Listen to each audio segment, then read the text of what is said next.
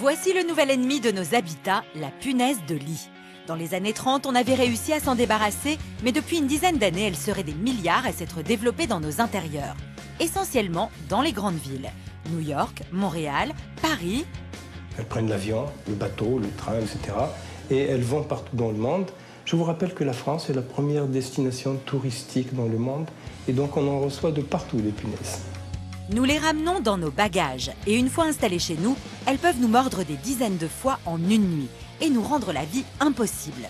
Comment de si petites bêtes peuvent-elles être aussi envahissantes? Quel est le secret de leur résistance? Réponse avec des scientifiques. Une punaise de lit, voici à quoi cela ressemble. De couleur brun-rouge, elle ne saute pas, ne vole pas, mais grâce à ses 6 pattes, elle court très vite. De la taille d'un confetti, elle mesure 1,5 cm à l'âge adulte.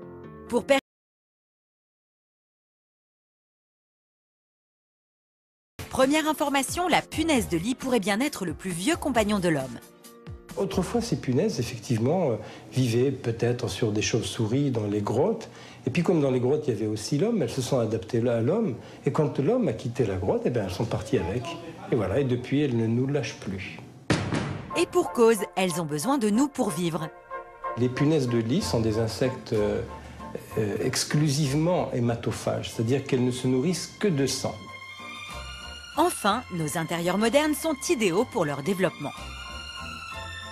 Les punaises prolifèrent surtout lorsque les conditions de température leur sont favorables.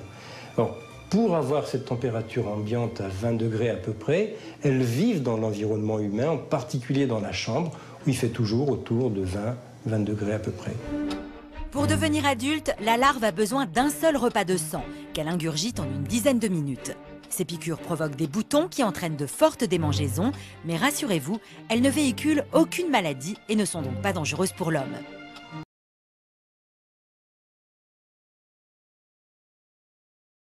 Et pourtant, à ce stade, l'infestation peut déjà être importante. En effet, la punaise de lit se reproduit à très grande vitesse. Une fois que la femelle s'est installée quelque part, elle va se nourrir et se mettre à pondre. Elle pond à peu près 1 à 5 œufs par jour, jusqu'à 400 œufs au cours de sa vie. Et là, évidemment, ça prolifère très vite. Il faut compter environ un mois pour voir déjà apparaître plusieurs dizaines de punaises.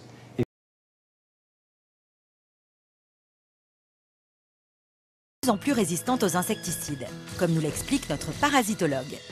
Lorsqu'on applique un insecticide sur une population de punaises, on tue toutes les punaises normales. Mais il y a toujours une punaise qui a développé une mutation génétique, c'est-à-dire que dans son ADN, il y a quelque chose qui a bougé, qui a changé, qui fait que la punaise n'est plus sensible à l'insecticide utilisé. Et cette punaise va pondre, se développer, se reproduire, et donc on aura plusieurs punaises devenues résistantes. C'est ce que l'on observe aujourd'hui pratiquement partout dans le monde, en particulier en France. Des petites bêtes très résistantes, mais dont les ennemis jurés sont les températures extrêmes.